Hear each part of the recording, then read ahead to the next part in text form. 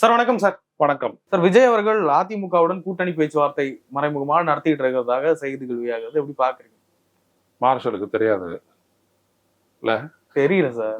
சீரியஸா தெரியல சார். நான் தான் முதல்ல ஆளு அவங்க நெகோசியேட் பண்றாங்க சீக்கிரட்டான்னு சொன்னது நான் தான்.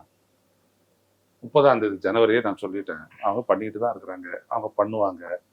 என்ன பண்ணாரு அவரு? சிறப்பு பொதுக்குழு போட்ட உடனே என்ன சொன்னாங்க? நீங்க எல்லாரும் சொன்னாங்க யாரோடையும் கூட்டணி கிடையாது, அதிமுகவுடைய பிஜேபியோட ஒரு கூட்டணிக்கு போக மாட்டாரு, விஜய் வந்துட்டு தன்னை வேட்பாளரா முதல்வர் வேட்பாளரா அறிவிச்சிட்டாரு, அதனால கூட்டணி கிடையாதுன்னா நான் சொன்னேன் முதல்வர் வேட்பாளராக தான் தன்னை அறிவிச்சுக்கிட்டாரு ஒழிய யாரோட கூட்டணின்னு அவர் சொல்லவே இல்லை. அதை அவரே தீர்மானிக்கிறதுக்காக தான் சிறப்பு பொதுக்குழுல ஒரு தீர்மானம் போட்டு எல்லா அதிகாரமும் கட்சி தலைவருக்கே உண்டுன்னு சொல்லி அவர் வாங்கி வச்சுக்கிட்டாரு. ஸோ அவர் என்ன வேணாலும் செய்வாரு, அதை கிறிஸ்துமஸ் கூட செய்வாரு அப்படின்னு சொன்னது நான் மட்டும்தான். கிறிஸ்துமஸ் பார்ட்டின்னு நான் சொன்னது உண்மைதான். அதுதான் பிஜேபி அதிமுக கூட்டணியில் அவர் இணைவார். ஒரு வட்டம் போட்டுட்டாங்க, அந்த வட்டத்தை அவங்களே தாண்டுவாங்களா? விஜய் தாண்டுவாரா? ஒரு ஃப்ரெஷரு விஜய் தான் சொன்னாரு கொள்கை எதிரின்னு. பிஜேபிய கொள்கை எதிரிக்கு எதிராக என்ன பண்ணிட்டாரு அவரு? இதெல்லாம் வந்துகிட்டு இருக்கு, ஒன்னும் உறுதியாகல. இப்ப கூட அவருடைய கட்சியினுடைய முன்னணி நிர்வாகிகள் சொல்றாங்க பாஜகவுடன் கூட்டணியில் இருக்கக்கூடிய கட்சிகளுடன் கூட கூட்டணி இல்லைன்னு. அவ்வளவு தெளிவா சொல்றாங்களே. அப்ப சொல்லிட்டு அப்படியே நெகோசியேட் பண்றாங்கன்னு நீங்களே வந்து கேள்வி கேட்குறீங்க.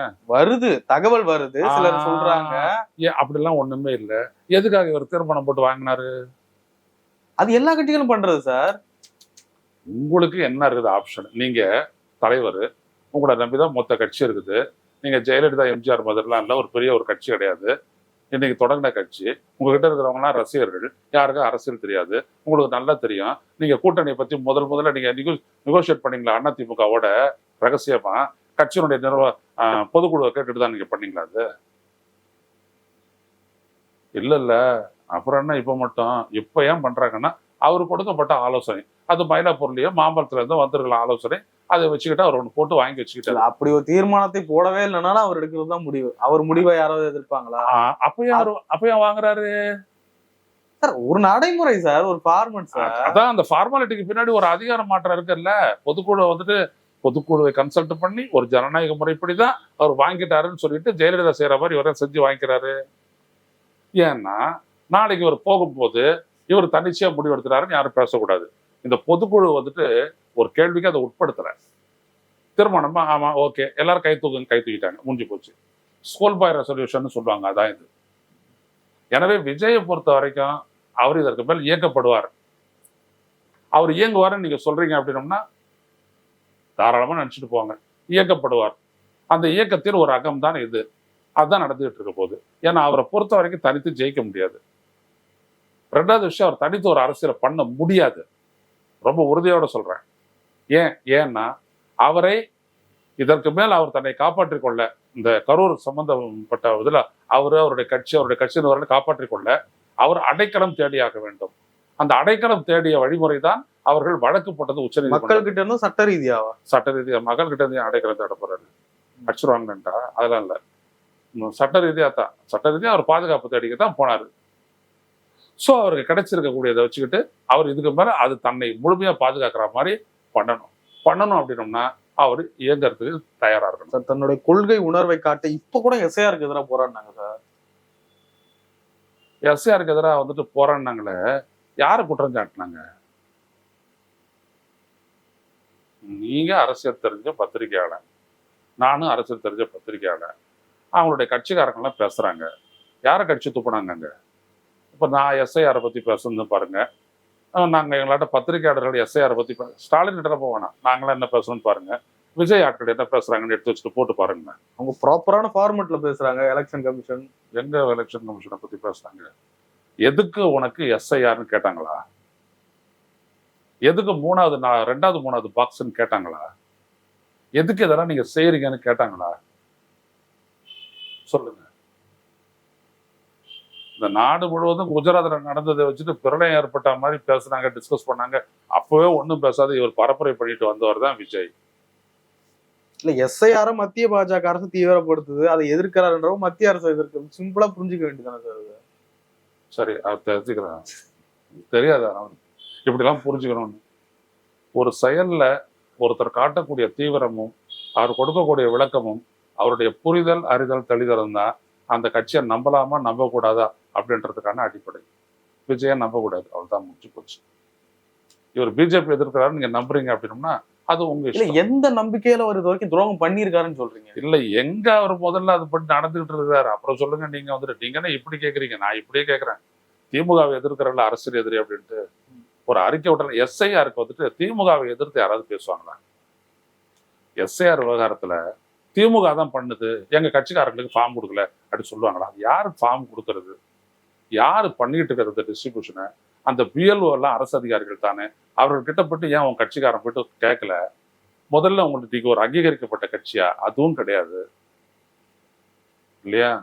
அதிமுக அங்கீகரிக்கப்பட்ட கட்சி, திமுக, விசிக, ரைட்டா, விடுதலை இது நாம் தமிழர், இந்த மாதிரி அங்கீகரிக்கப்பட்ட கட்சிகள்லாம் இருக்குது, நீங்க கிடையாது.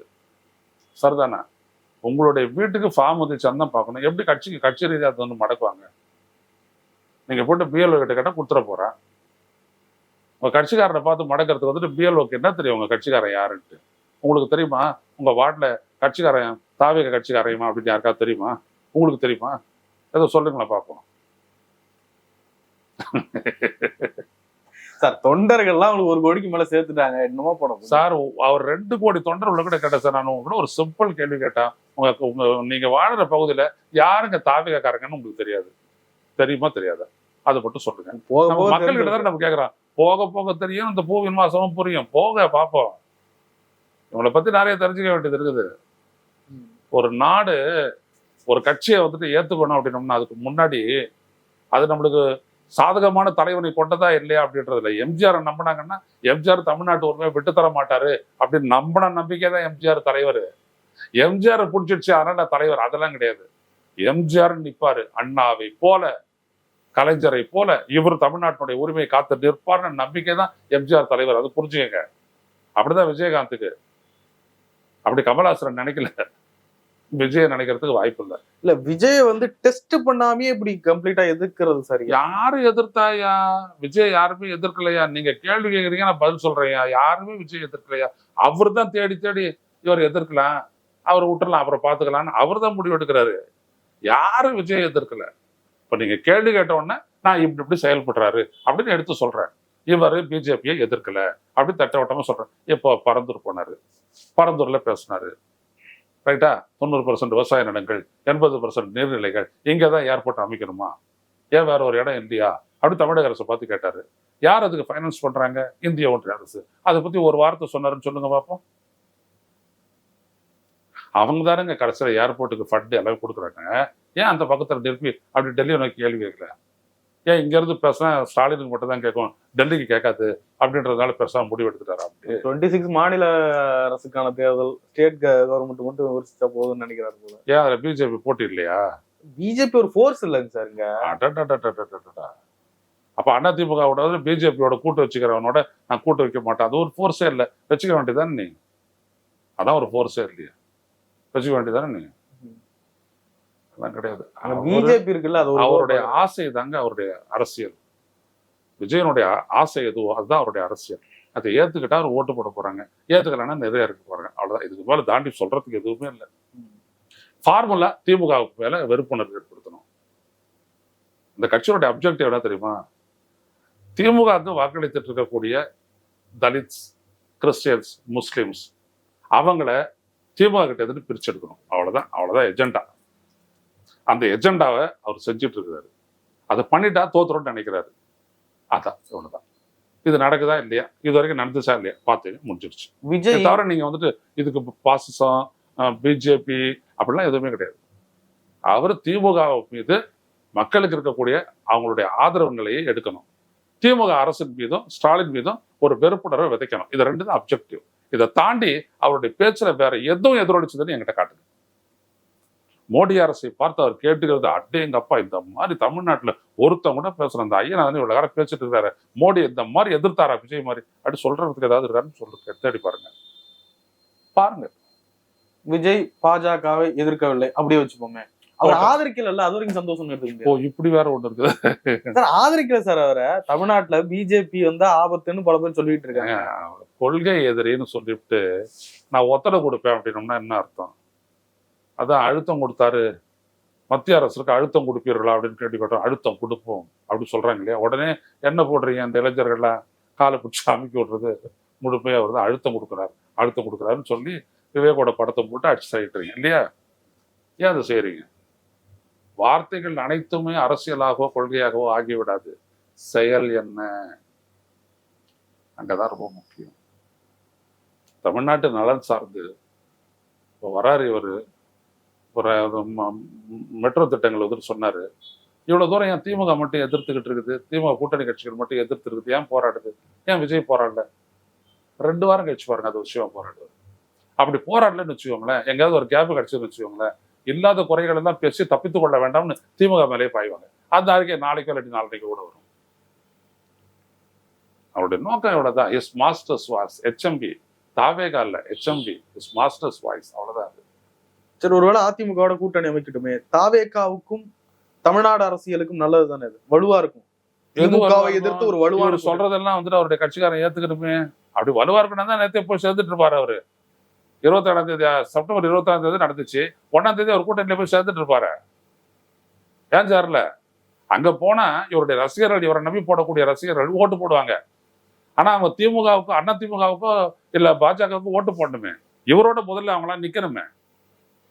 என்னடா இவர் விக்கிரவாண்டியில ஒண்ணு சொன்னாரு, இங்க வேற மாதிரி சொல்றாரு அப்படின்னு. அவர் அப்படி போனா நல்லது அப்படின்னு இருந்ததுன்னா நீங்களும் நானும் கேள்வி கேட்டு விவாதிக்க வேண்டிய இடத்துக்கே வரமாட்டோமே. நம்ம தமிழ்நாட்டினுடைய நலன் வந்துட்டு அதிமுக பிஜேபி கிட்ட தான் இருக்குது. விஜய் முடிவெடுத்து விட்டார் அப்படின்னா முடிஞ்சு போச்சு கதை. அதான் கடைசி சொல்ல போறாரு. மாட்டு என்ன சொல்றாரோ அதான் சொல்ல போறாரு அவர் கடைசியில. அது உடனே சொல்ல முடியாது. ஏன்னா கொள்கையை போட்டு சங்கிலியில கட்டிக்கிட்டாரு அவரு. அதனால தாவேக்கன்ற கட்சிக்கு பலம் தானே அது சார். அந்த கட்சியினுடைய பலம் அப்படின்றது எங்க இருக்குன்னா அதனுடைய தெளிவுலையும் அதனுடைய செயல்லையும் தான் சார் இருக்கு. செயல்பாடு கிடையாது, அதுகிட்ட தெளிவும் கிடையாது. அது சீக்கிரட்டா வேலை செய்யுது. அது என்ன பண்ண போதுன்னு தெரியாது. அது தூங்கும் போது கொசு கடிக்கிற மாதிரி அது, அந்த மாதிரி அது. அதனால நீங்க தயவு செஞ்சு அவர் தேடவே தேடாதீங்க. நம்ம பேசலாம். ஆனா ஒரு விஷயம் வந்துட்டு சொல்றேன், இந்த ஊடகங்கள்ல வந்துட்டு விஜய் ஒரு பெரிய என்டர்டெயின்மெண்ட் ஆக்குறாங்க. நான் வந்துட்டு அதை எதிர்க்கிறேன். என்ன காரணம்னு கேட்டீங்கன்னா அதன் மூலம் 2 விஷயம் நடக்குது. ஒண்ணு, அவங்க விஜயனுடைய அரசியலை வாதங்களின் மூலம் வாழ வைக்கிறாங்க. அது தொலைக்காட்சிகள்லாம் தான் செய்யுது. இன்னொன்னு என்ன அப்படின்னீங்கன்னா விஜய் கட்சியினுடைய செயல்பாட்டை ஆழ்ந்தமாக நோக்கக்கூடிய அந்த வாய்ப்பை, அந்த வழியை அடைத்து விடுகிறார்கள். நான் அதான் சொன்னேன். விஜய் அரசியலுடைய நோக்கம் இதில் கூட பாருங்க, DCM நான் சொல்லியிருக்கிறேன் பாருங்க. இது எப்ப எனக்கு சொன்னது? அந்த கட்சியினுடைய ஆலோசகராக இருக்கிறவன் வந்துட்டு நான் விஜய் சார்பா பேசும்போதே நாங்க 2 பேரும் சந்திச்ச போது என்கிட்ட சொன்ன வார்த்தை அது.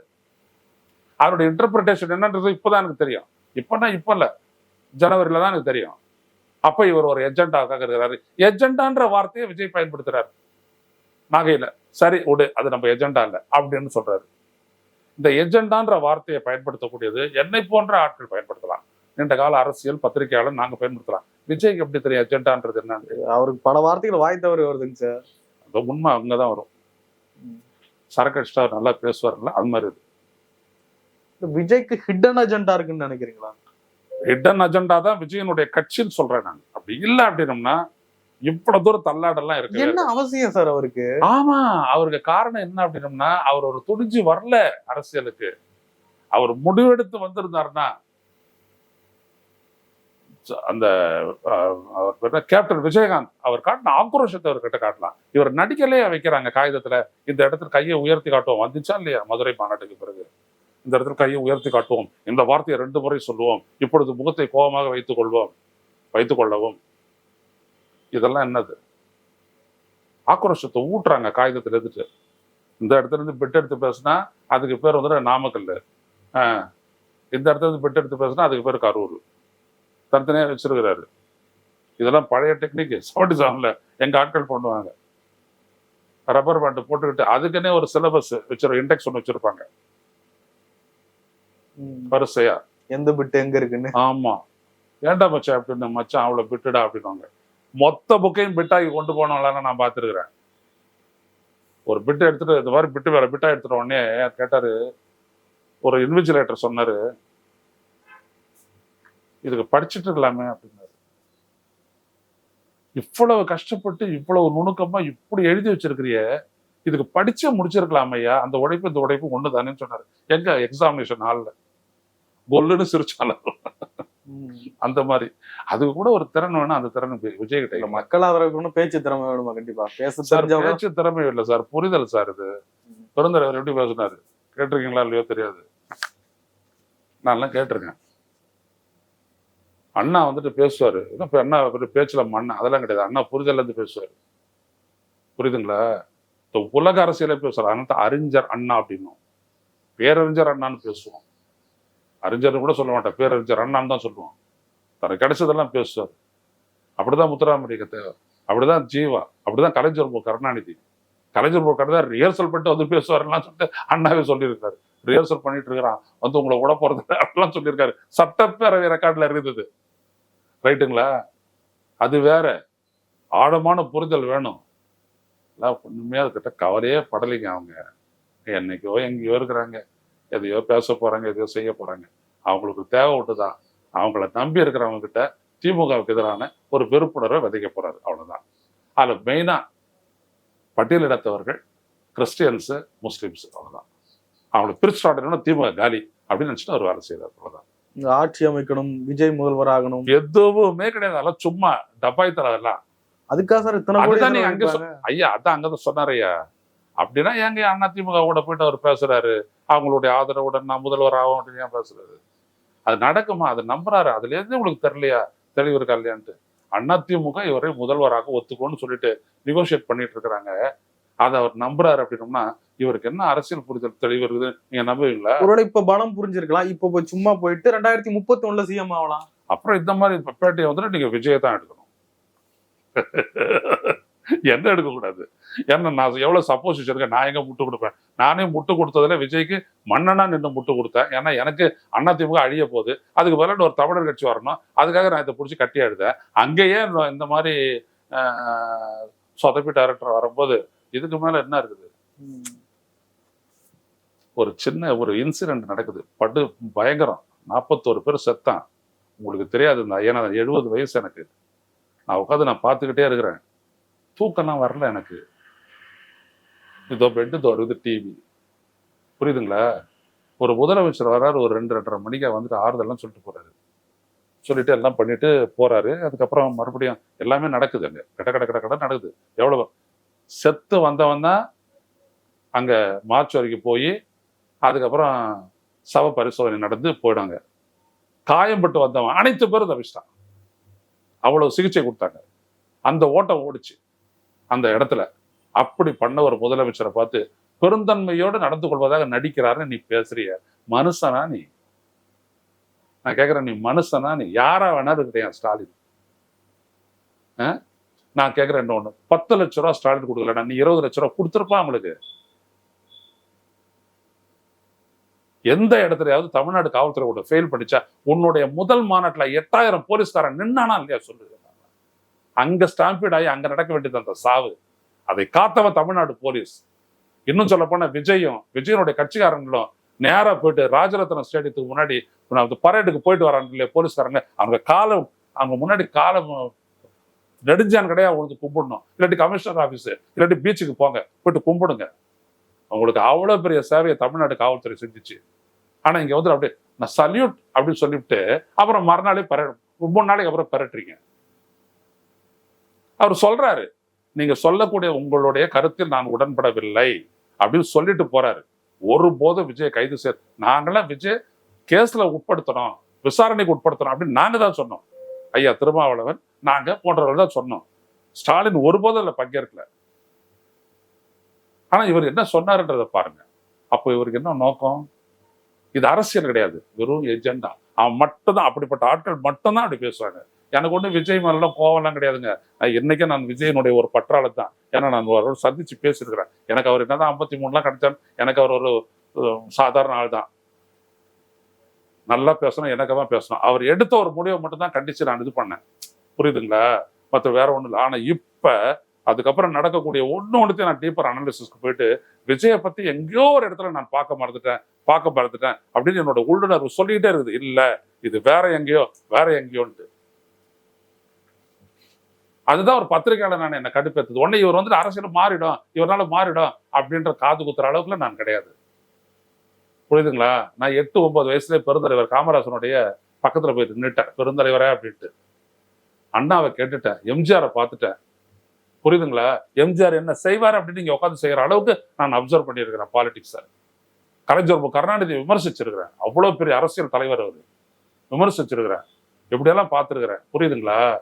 இவங்கெல்லாம் ஒண்ணுமே கிடையாது எனக்கு. அப்படியாப்பட்ட பத்திரிகையாளர் நான்.